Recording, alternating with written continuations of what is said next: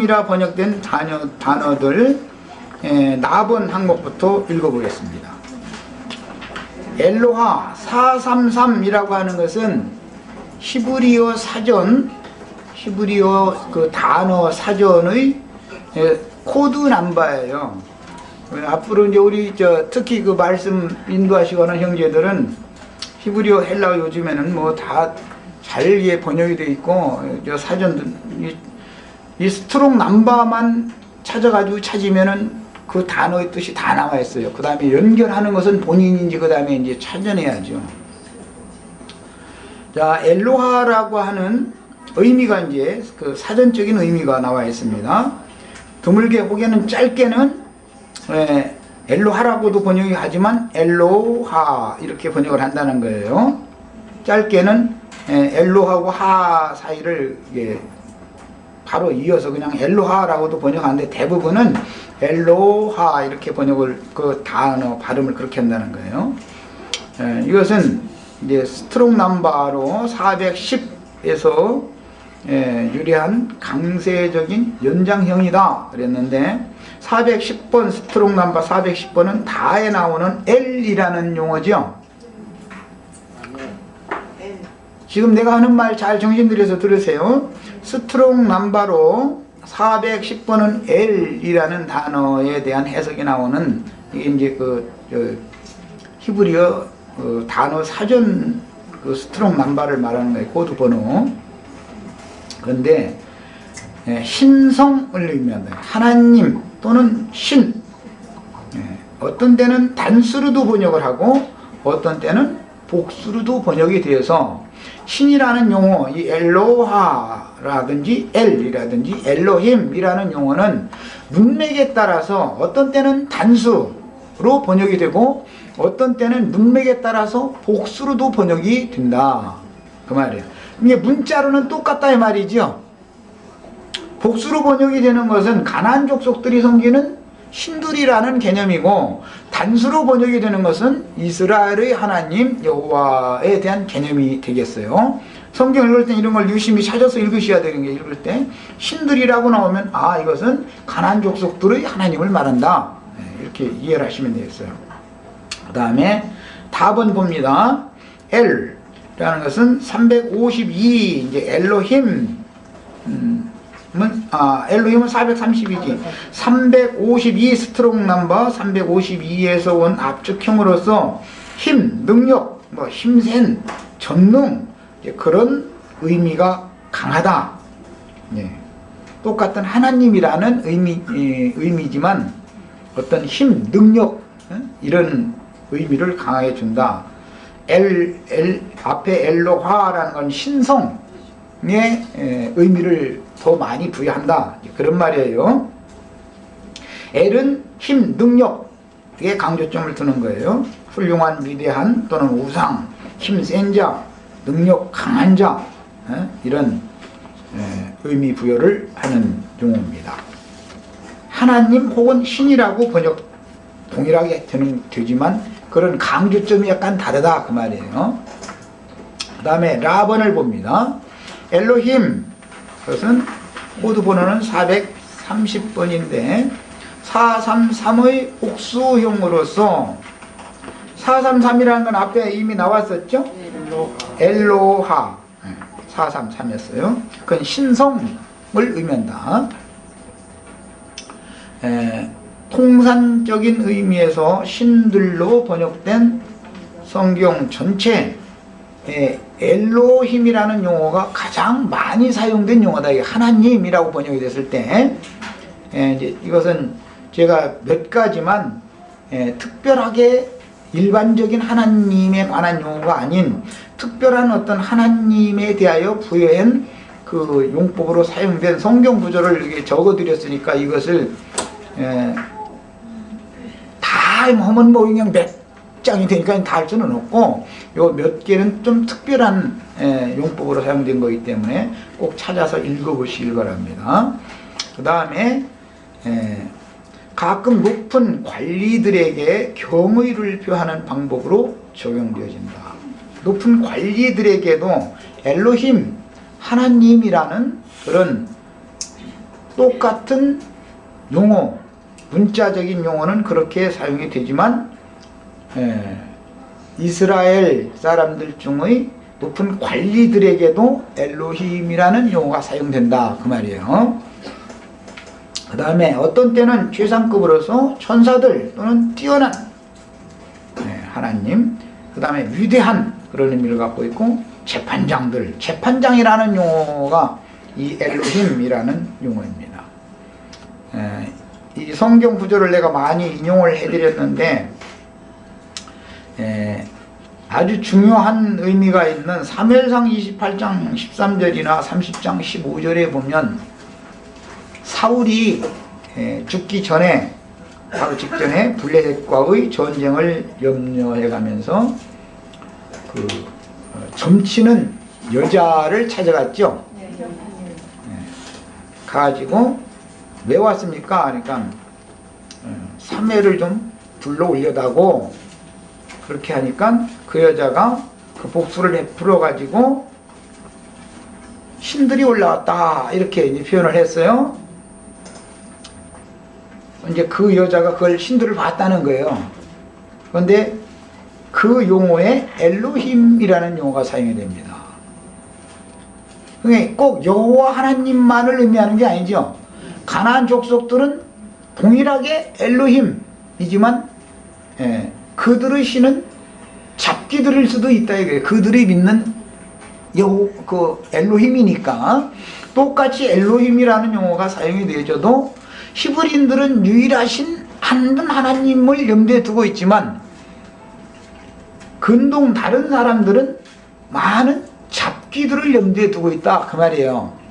왜 그냥 아까 그 얘기하다가 이제 시간이 다 돼서 미처 못했는데, 해를 보낼 때는 빛을 통해서 땅에까지, 사람에게까지 멀고 먼 곳에서 빛이 출발해서 여기까지 와야 되지 않아요? 바람도 저기 태평양 바다 어디에서 이렇게 바람을 싹 일으켜가지고 돌고 막 이렇게 해서 우리나라까지 바람이, 태풍이 불어와야죠.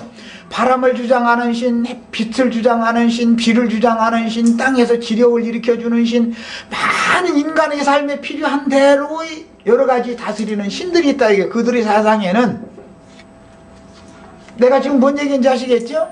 근동 사람들이 사상에는 그런 신을 믿고 있다 이거예요.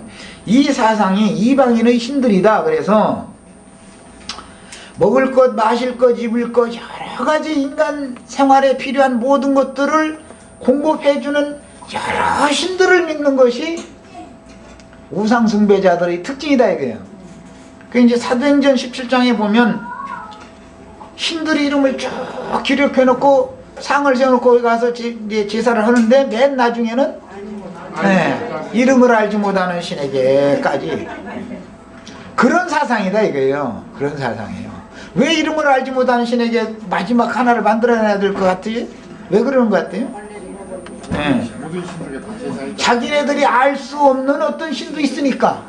만약에 어떤 신과 화가 나가지고 다른 신은 복주자 그러는데 그 신이 나를 안 섬겨줬으니까 이거 안 되겠다 해가지고 회방을 하면은 저주가 온다 이런 생각을 갖고 있는 것이다 이 말이에요. 지금 무당 잡부드는 사람들, 잡기 섬기는 사람들, 우리 할머니 대이상에 있던 사람들이 다 그런 신 믿고 있었죠.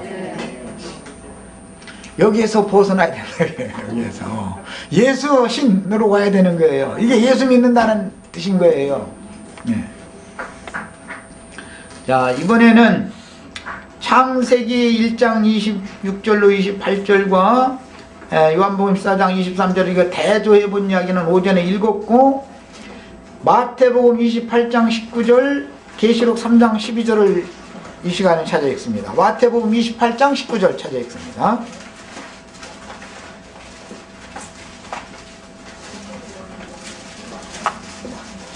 야, 28장 19절. 족속으로 제자를 삼아 아버지와 아들과 성령의 이름 안으로, 우리 한글 번역 이름으로 오라고 그랬는데 이름 곁으로가 아니라 이름 안으로입니다. 이름 안으로 침례를 줘라 그랬습니다. 침례는 아버지와 아들과 성령의 이름 안으로 받는 거예요. 그러니까 이제 그럼 아버지 신 따로, 아들 신 따로, 성령 신 따로니까 기독교인들이 믿는 신은 아버지는 여호와, 아들은 예수, 성령은 이름도 없어 이제. 그렇죠? 성령은 아버지는 여호와고 여호와의 아들은 예수고 그 다음에 성령은 아버지 손자예요 이제. 근데 손자는 이름도 없어 이제. 지금 이런 신을 믿고 있는 거예요 지금요. 이게 이런 혼란에서 벗어나야 된단 말이야. 계시록 3장 12절 읽습니다.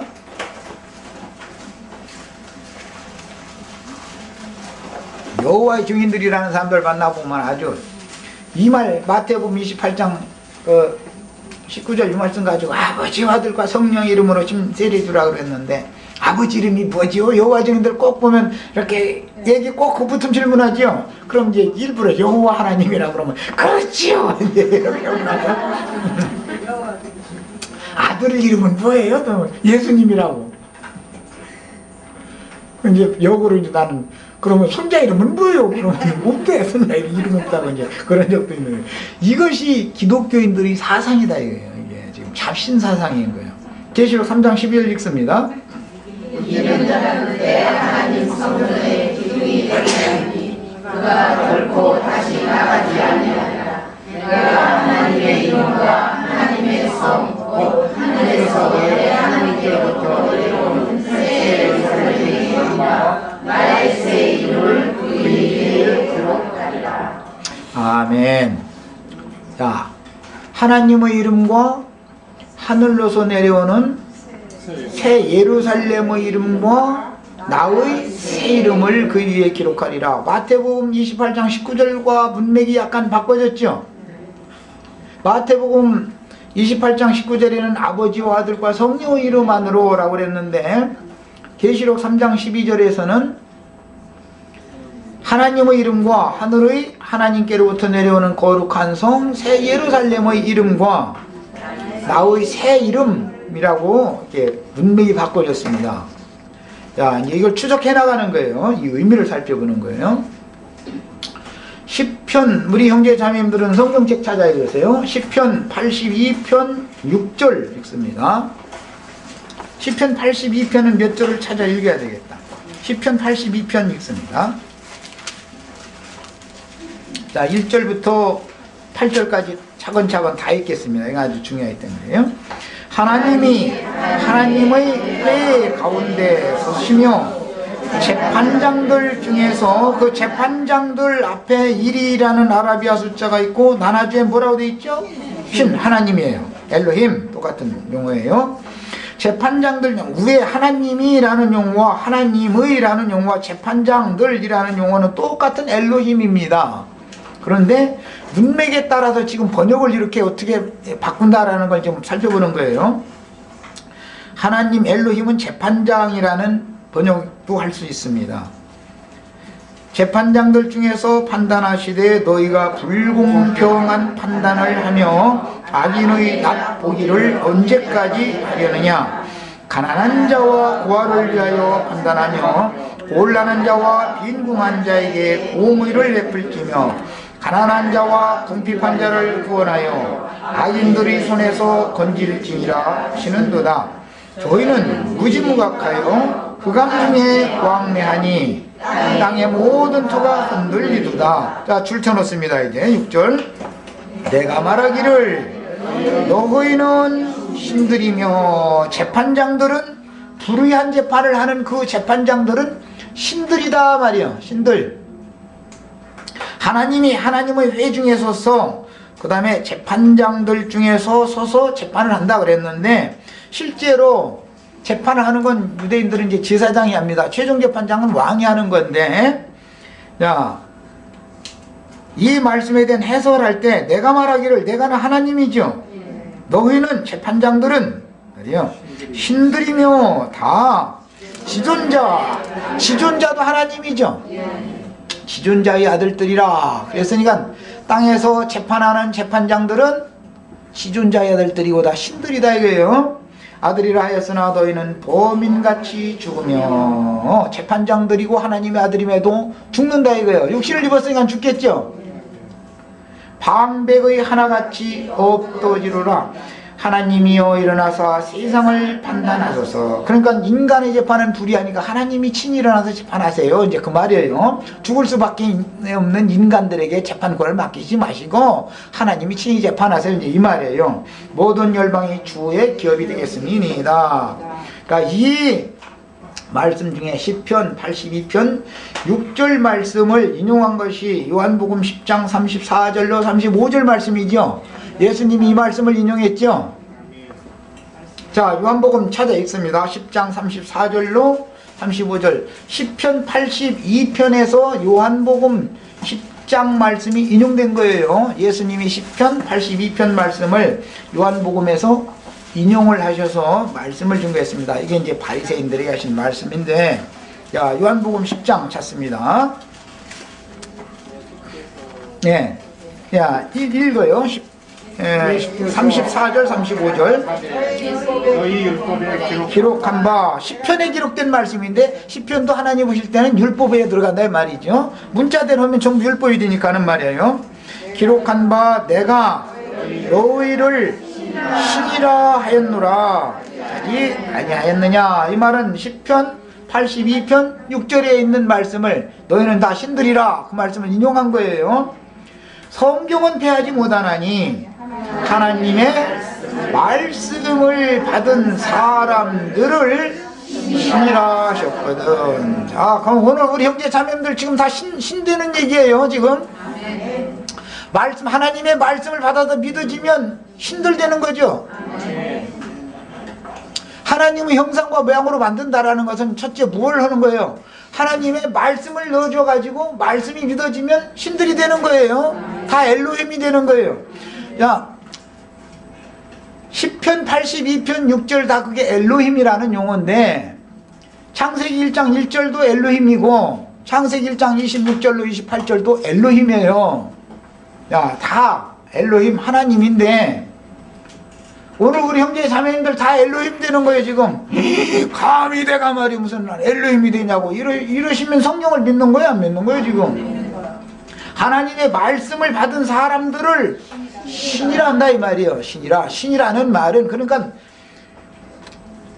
하나님의 말씀을 받아서 신이 되게 하려고 사람 속에다가 영을 지어준 것을 알 수가 있죠. 내가 이제 산원이 되었다 할 때 그 산이라는 말이 영을 지었다라는 말이에요. 그 이제 하야라고 히브리어는 산다, 살린다, 뭐 치료한다, 고친다, 여러 가지 용어로 또 하지만 이제 그거는 이제 다음 시간에 하기로 하겠습니다. 어쨌든 성경의 용법을 알아야 된단 말이에요. 말하고자 하는. 자, 예수님이 하시는 말씀이요. 예수께서 가라사대 너희 율법에 기록한 바 내가 너희를 신이라 했노라 하지 아니하였느냐. 이거 시편 82편 6절 말씀 인용한 거예요.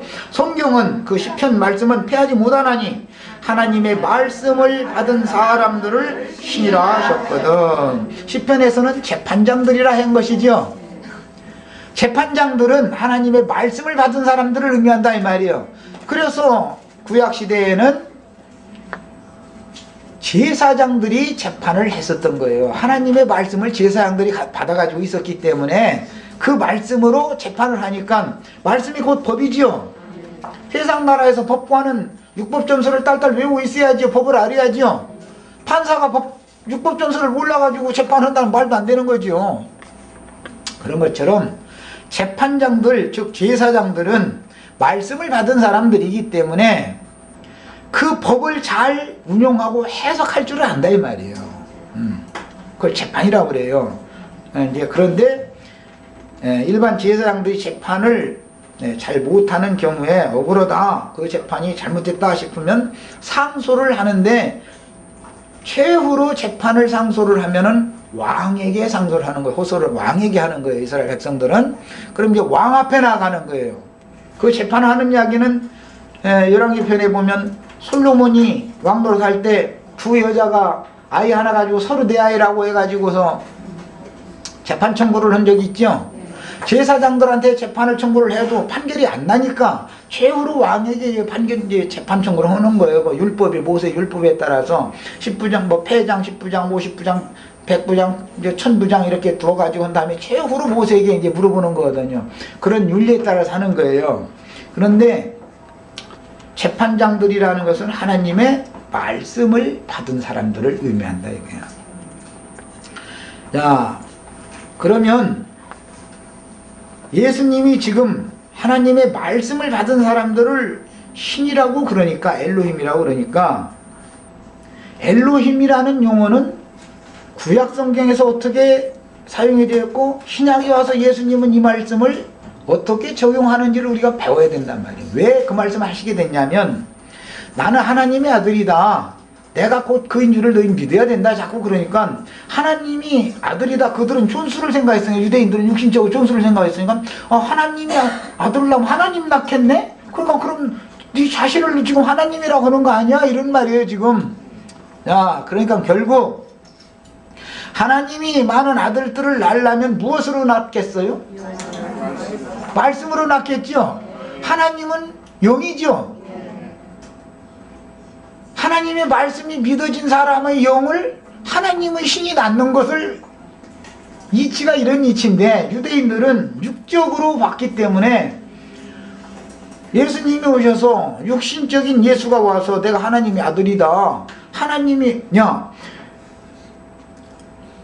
율법에 기록한 바 내가 너희를 신이라 하지 아니하였느냐, 성경은 배하지 못하니 하나님의 말씀 받은 사람들을 신이라 했는데, 하물며 하나님의 말씀을 보냄받아가지고 너희 여기 와서 하나님 말씀을 전하고 있는 내가 하나님의 아들이란 것으로 너희가 어떻게 나를 죄를 책잡느냐, 이제 이렇게 말씀하신 말씀에 나오는 말이죠. 이게 그들은 예수님을 영으로 알고 있다는 거예요. 육체로만 알고 있다는 거예요. 지금 촌수를 따지는 거예요. 오늘날 기독교 갯사람들이 아버지와 아들 하면 뭘 생각하고 있어요? 육적인 촌수 따지고 있죠.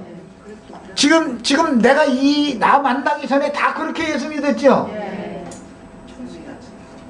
하나님은 아버지고 예수님은 아들이니까 촌수로 볼 때, 촌수로 따졌다니 아버지와 아들을. 그래서 난 그런 사람들 사고를 바꿔놓느라고, 그럼 성령님은 손자냐, 내가 그래서 그걸 물어보는 거예요 자꾸. 아브라함의 하나님, 이삭의 하나님, 야곱의 하나님 할 때는 율법대로 하면 촌수지요. 야곱의 하나님은 조부, 아브라함은 조부가 되잖아요. 그러니까 손자예요. 그래서 성령 하나님을 말한다면 손자 하나님이 되는 거예요. 말하자면 그것은 전부 예수를 알되 뭘로 아는 사람이다? 육체대로 아는 사람이다 이거예요. 영으로 아는 사람이 아니다 이거예요. 예, 영의 세계에 대하여 알아야 되는 거예요. 야, 그래서 이번에는 요한복음 5장 39절 말씀 더 읽어봅니다. 너희가 성경에서 영생을 얻는 줄 생각하고 성경을 상고하거니와 이 성경이 곧 내게 대하여 증거하는 것이로다. 그랬으니까 성경이 말씀인데, 하나님의 감동으로 된 말씀이 성경이죠. 자, 우리가 거듭난다 예를 들어서 그러면 진리의 말씀이 믿어짐으로 인해서 영이 나는 걸 말하는 것이죠. 그렇게 해서 말씀을 받았으면 엘로힘이 되는 거예요. 신들이 되는 거예요. 이제 우리가 다 하나님의 아들이다, 하나님의 자녀와 마귀의 자녀가 있다, 이제 신약 성경이 이렇게 하는데, 마귀도 영이죠. 마귀가 뭘 낳겠어요 그러면요? 마귀의 영으로, 사람 속에 씌어진 영을 마귀의 영으로 나누는 것이죠. 영의 일이단 말이 전부 다. 이게 지금 혼란스럽게 생각하지 말고, 오늘 여기 오셔서 여기에 데려다 둔 게 누가 데려다 놨어요 지금? 예수님의 영이 여기다 데려다 놨죠. 내가 온 게 아니에요. 뭐 차가 나를 여기다 데려다 놨다 이러시지 말고, 영이 근원적으로, 영이 오늘은 모임이 있으니까 모임에 가고자 하는 영이 역사를 해서 마음이 동했고, 마음이 역사하니까 몸이 차를 타고 이렇게 움직여서 온 거예요 지금. 근원적으로 누가 데려다 놓은 거예요 그러면? 예수 그리스도 영이 데려다 놓은 것이죠. 이렇단 말이에요. 근원이다 이렇단 말이에요 지금. 성경은 모든 것들이 근원, 본질을 따지는 거예요. 이처럼 말씀을 받은 사람들을 전부 성경에선 신이라 한다, 재판장이라 한다. 네. 그래서 주님과 함께 보좌들에 앉아서 당신 왼편으로, 당신은 오른편으로 할 때 배심원 노릇을 우리 형제 자매님들이 다 뭘 할 거예요? 말씀으로 해야 되겠죠? 진리대로 판단하는 건 진리대로. 주님과 함께 보좌들이 앉아서 뭐 제사장이 내가 왕도로 된다 그러면 무슨 소리인지 뭘 이런 근원을 알고서 해야 말씀이 계시록과 풀려나올 수가 있지 않겠어요? 예. 이제 그 뒷면 읽겠습니다. 28면 빨리빨리 해야 되겠네요. 2번 항목 아버지와 아들과 성령의 이름, 하나님의 신성한 성품과 살아계신 인격인 예수 그리스도 안으로. 성령의 이름이라는 것은 예수 그리스도께서 영이 되신 것을 말한 거예요. 이름 안으로 침례를 주는 거예요. 이름은 곧 영광이요 형상이요 얼굴이다. 출애굽기 33장 17절로 23절 읽겠습니다. 찾아 읽겠습니다.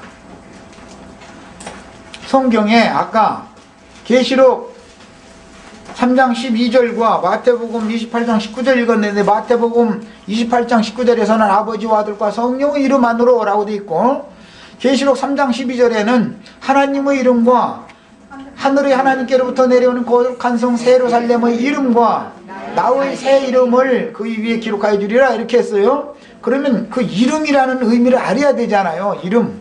뭘 보고 이름이라고 자꾸 하는가? 자, 출애굽기 33장 17절부터 읽어나갑니다.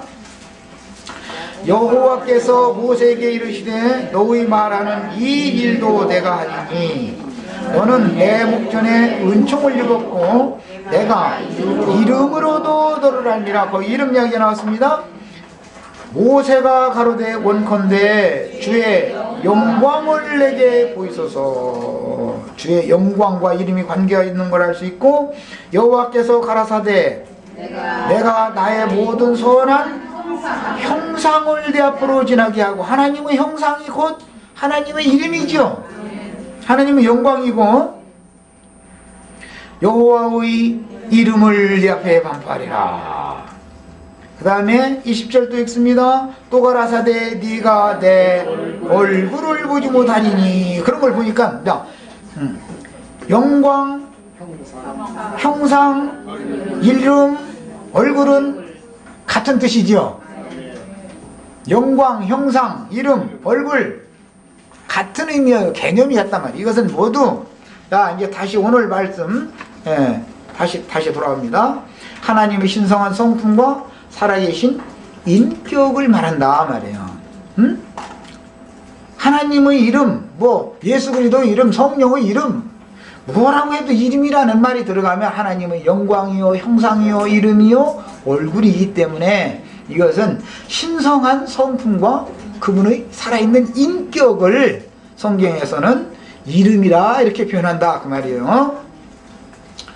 자, 아까 하나님의 형상은 그리스도 형상이다 라고 성경을 읽었고 고린도후서 3장 18절 한 절 더 찾아 읽겠습니다. 빨리빨리 성경 찾아 읽습니다. 자, 찾으신 분 읽으셔요. 다 수련을 무슨 말로 거울을 보는 것 같이 주의 영광을 보매 같은 형상으로 봐요. 자, 영광과 형상은 같은 개념이죠.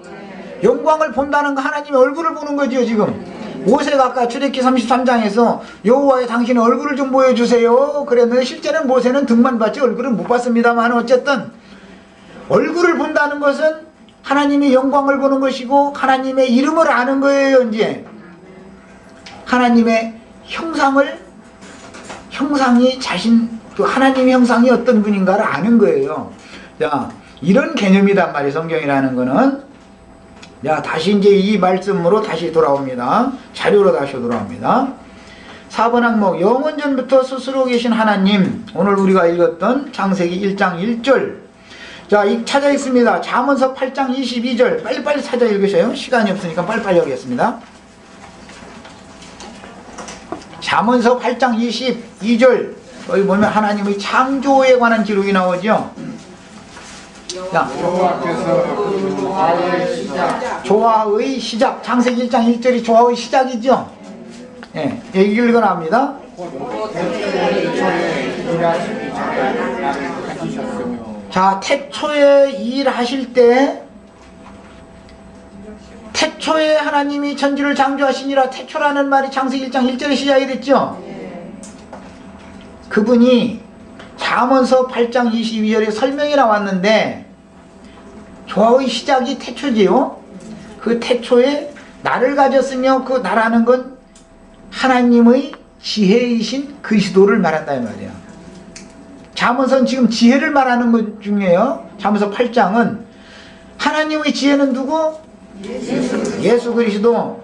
하나님이 천지를 창조할 때 그 지혜가 누구? 예수 그리스도. 네, 바닷물은 몇 대박 남겨놔둬야 되겠다. 공중 구름은 물을 얼만큼 머금고 있게 만들고 얼만큼 있으면 땅으로 쏟아내리고 그 다음에 얼만큼 다시 위로 걷어올리고 바람 불게 하고 하는 것, 그 지혜가 누구? 예수 그리스도. 예, 땅의 티끌은 몇 말로 해야 되겠다. 바닷가의 모래는 어느 정도 있게 해야 되겠다. 대한민국이라는 나라는 인구수를 몇 명으로 조정해야 되겠다. 누가 했다고요? 그 모든 계산을 누가 한다? 예수 그리스도. 그분이 지혜를 하는 거예요. 자매님들 태를 어떻게 만들어 가지고 자녀를 잉태되게 만들고 하는 모든 그런 기술 두고 기술자가 적당한 체온과 수분과 영양분과 모든 것들을 다 정확하게 맞지 않으면 잉태가 안 되겠죠. 조금이라도 이 오차가 생기면 잉태 안 되는 거예요. 사람이 여기에서 지금 지구에서 사람이 사는데 이거보다 온도가 가령 한 6도나 7도 올라갔다. 살 것 같아요? 못 살 것 같아요? 왜 못 살 것 같아요? 북극과 남극이 다 녹아내리기 때문에 못 살아요. 물이 넘쳐서 물로 다 덮이니까 못 살아요. 뭐 긴 얘기할 거 없어요. 그런데 북극에는 얼음을 얼마나 두고 남극에는 얼음을 얼마 두고 태평양 바다에는 물을 몇 바가지 두고 우리나라 서해에다가는 물을 몇 바가지 두는 거 누가 계산했어요? 이 지혜를 알아야 된단 말이에요. 하나님의 지혜를. 예. 무지한 사람 치고 하나님이 어디 있느냐 그러는 거예요. 모르니까. 우리 자매 그 얘기하던데 개미 속에도 소화기관이 다 있겠죠. 개미도 두뇌가 있으니까 뭐 살죠. 지혜가 있으면 살잖아요. 그렇게 조그만 쏠개미 조그마한 거 그 속에도 먹고 소화시키고 뭐 하는 다 기관도 다 만들어 놓고 사는 지혜도 다 넣어주고 다 그랬어요. 누가 그걸 다 계산했어요? 이게 유일하신 참 하나님을 믿는 거 참도자 경영자 그 하나님 믿는 얘기다 이 말이에요. 이거 믿어주셔야 돼요. 네. 자, 이제 이 자료로 다시 갑니다. 그래서 스스로 계신 하나님이 요한복음 1장 1절에 태초에 말씀이 계시니라. 거기엔 태초를 창세기 1장 1절에는 태초에 하나님이 천지를 창조하시니라. 잠언서 2장 8장 22절에는 태초에 나를 가지셨다. 요한복음 1장 1절에는 태초에는 말씀이 계셨다. 요한 1서 1장 1절에는 태초부터 계시던 생명의 말씀에 관하여는 이렇게 했어요. 그 태초부터 시말까지 모든 것을 창조하시고 경영하시고 완성하시는 분이 누구? 예수 그리스도. 이 사실이 믿어져야 된단 말이에요. 이게 내 머리카락 몇 개 만드는 분 누구? 이거 안 되겠다. 오늘 머리 감다가 몇 개만 빠지게 만들고 몇 개는 새로나게 만들겠다. 누구? 지금 웃지 마세요. 머리카락 숫자 낱낱이 사람마다 다 세서 계산 치부치에다 적어놨던 사람 누구? 머리카락 다 센 바가 된 것을 믿으셔야 돼요. 세신 바 된 사실을. 이거 머리카락 이것은 좀 빠져야 되겠다 싶어서 빼놓는 분이 누구? 작은 것에서부터 큰 모든 것까지 모든 것의 창조자 경영자 그분이 예수 그리스도인 사실이 믿어지는 이 사람 보고 예수를 믿었다 그러는 거예요. 믿었다. 예. 이 사실이 안 믿어진 사람 구원받은 사람이 아니에요.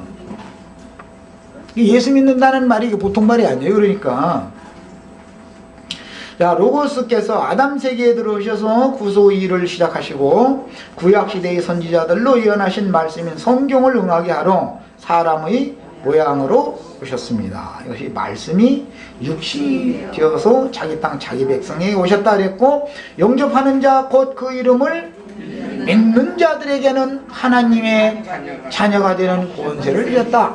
영접하는 것이 곧 믿는 거지요. 우리가 예수를 믿습니다. 나는 예수가 나의 하나님이요 나의 구원자인 것을 믿습니다. 그 말은 영접하는 것을 말한다. 영접하는 거.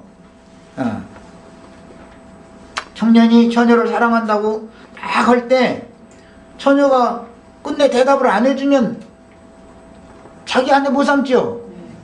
영접을 해줘야 된단 말이에요. 받아들여줘야 되잖아요. 그러니까 이제 이건 똑같은 이치예요. 하나님도 그렇게 여자를 만나서 졸졸졸졸 뒤따라다니면서 사정하는 거예요. 난 널 사랑한다. 난 널 사랑한다 하다가 이제 어느 날 받아들여 주는 날 장미꽃 한 송이가 아니 요새 다발로 이제 막 다발로 이렇게 딱 해다가 그냥 막 준단 말이에요. 그러면 여자가 이제 마음에 동해가지고 그거 받으면 그 다음에는 가서 이제 그 뭐 커플링인가 뭐 이제 딱 갖다 이제 똑같은 거 하나 딱 끼워주면 이제 너는 내 것이 됐다. 그럼 표시잖아요. 이렇게 하는 거예요. 이것이 하나님이 사람을 찾아오시는 과정 똑같은 겁니다. 세상 나라의 이치가 하나님 나라의 이치 똑같은 거예요. 그리고 우리 애선이 자매 지금 이제 곧 출산을 앞뒀는데 그 애선이 자매가 쿵 하고 넘어지면 아기가 다쳐요, 안 다쳐요? 아기 다쳐요. 그렇게 섣불리 만든 하나님 난 안 믿어. 엄마는 물질 세계에 살고 있으니까 어디 툭 걸릴 수도 있고 넘어질 수도 있지만 태중에 있는 아기는 물속에 있죠. 그 태중에 지금 물이 가득 차 있고 그 물속에 지금 헤엄치고 살고 있는 거 아니에요. 물이 출렁하는 것이지 직접 가서 충격을 주는 게 아니에요. 하나님의 지혜를 얘기를 하느라고 그래요. 하나님의 지혜를 알아야 된단 말이에요. 만약에 그냥 태가 딱딱한 어디다 했다가 뭐 애기가 막 어떻게 하다가 만약에 엄마가 어떻게 쿵 넘어졌다가 애기 머리 깨져 죽어버려, 뱃속에서 다 죽어버리게? 그렇게 안 씁니다. 가장 안전한 방법으로 하나님이 딱 태중에 보호를 하시는 거예요. 물이 출렁해도 애기는 상처를 안 받아. 절대 상처 안 받습니다. 얼마나 지혜로워요. 자, 그 다음에 5번 항목 이제 읽어갑니다. 생명의 근원이신 아버지의 말씀의 보내심을 받고 아들로 자기 땅의 자기 백성에게 오신 예수님은 사람으로 세상에 오셔서 구속을 이루시고 아버지께로 다시 가셨죠. 아버지 하늘 영광을 버리고 태초부터 아버지와 함께 가졌던 영광을 버리고 세상에 오셨다가 아버지의 영광 앞으로 다시 갔죠. 아버지 영광으로 갔다가 아버지의 영광을 가지고 다시 영으로 제자들에게 오셨죠. 그렇다 해서 하나님이 셋이 된 게 아니고 하나님이 그렇게 일을 했다 이 말이에요. 그리고 나서 영으로 제자들에게 다시 오셔서 숨을 내쉬며 새 생명을 주시고 제자들을 세상에 다시 보내어 하나님의 새 일을 예수님이 시작하신 새 창조의 일을 창조는 다 뭘로 하는 거예요? 말씀으로 짓는 거죠. 우리 형제 자매님들 영혼 속에 영원한 새 창조를 뭘로 하는 거예요? 말씀으로 하는 거예요. 말씀으로. 그래서 말씀을 맡은 제자들을 또 보내는 거예요. 말씀을 맡은 제자들이 신약의 재판장들이죠. 신들이란 말이 그들이 엘로힘들이요. 오늘 뭐 베드로 뭐 바울만 엘로힘이 아니고 우리 형제 자매님들도 다 엘로힘이 돼야 된단 말이에요. 예.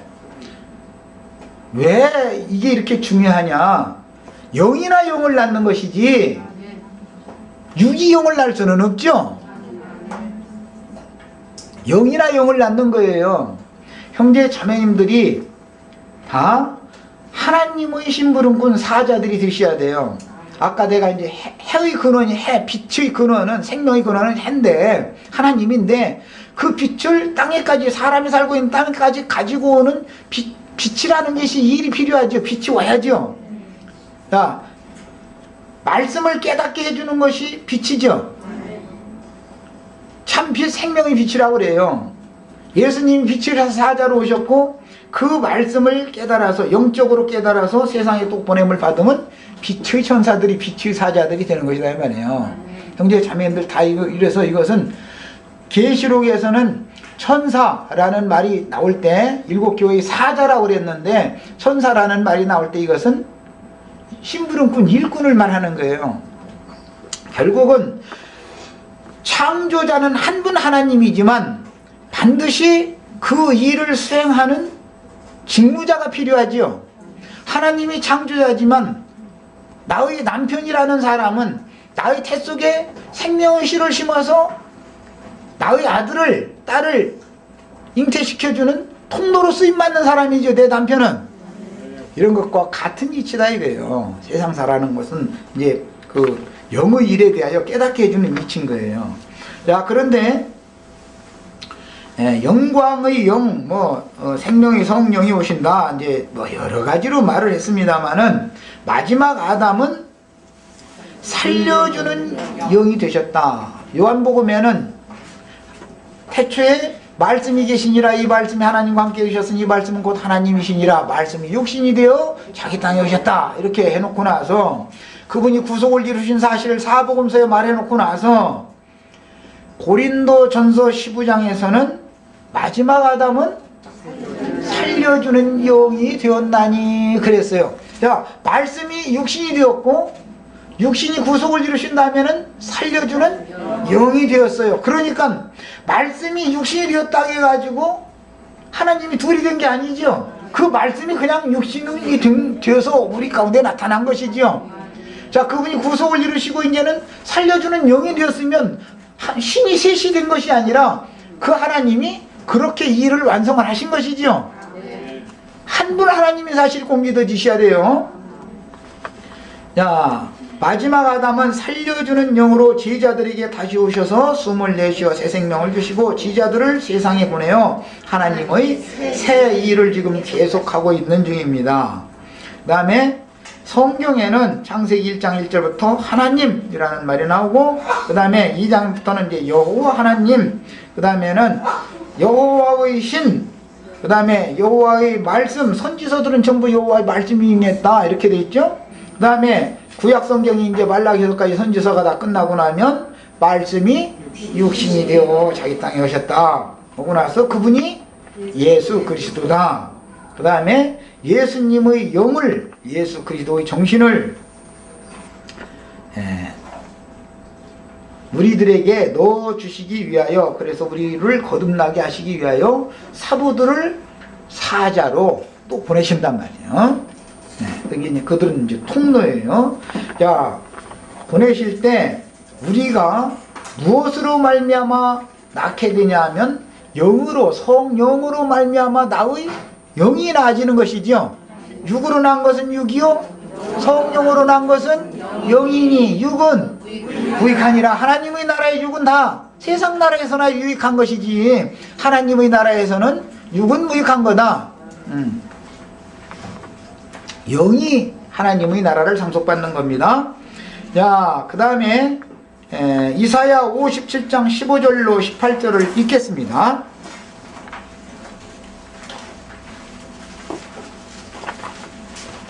아주 중요한 성경 구절이 거기 나옵니다. 이사야 57장 15절로 18절 읽습니다. 자, 빨리 찾으신 분 읽습니다. 이제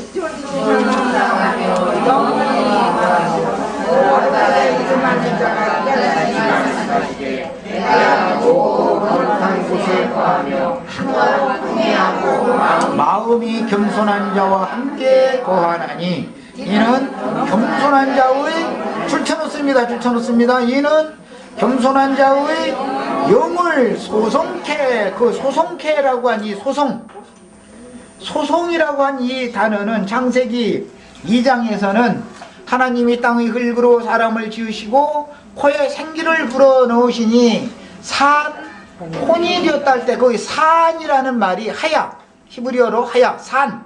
여기서는 소송이라고 번역이 됐어요. 자, 생명 준다, 살려준다. 그러면 그 하야 살려주는 신이 와야죠.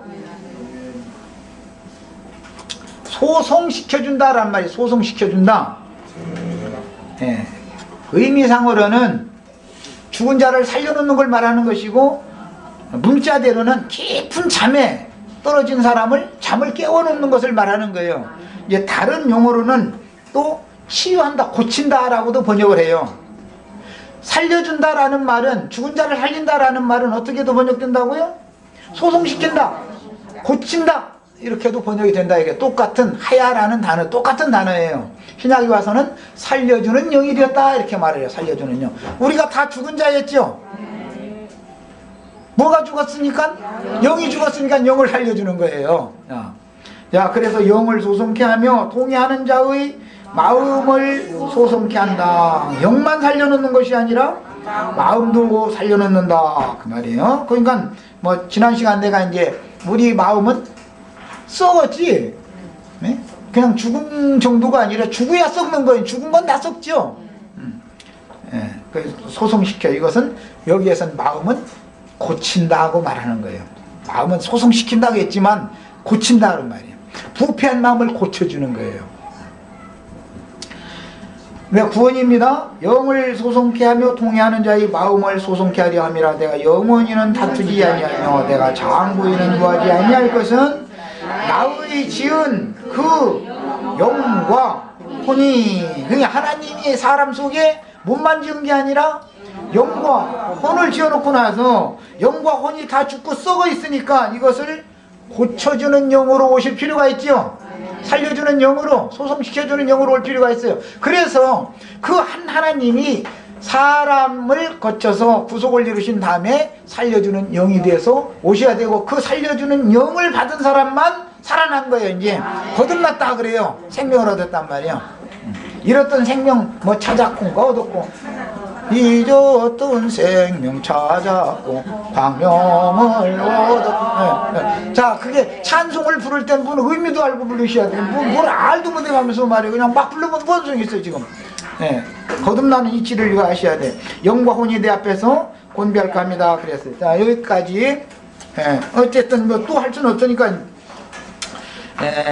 여기 인용한 성경 구절은 각자 다 꼭 찾아서, 내가 여기서 시간을 다 들여서 이것만 가지고 하려도 이 양만 해도 1시간을 더 해야 이걸 다 찾을 거 아니겠어요? 찾는 데 시간 걸리고. 그러니까 어쨌든 큰 요지를 다 알고 신앙생활의 그 큰 그 틀을, 윤곽을 잘 잡으셔서 신앙의 바탕, 믿음의 바탕을 잘 세우시기 바랍니다. 자, 기도하고 마칩니다.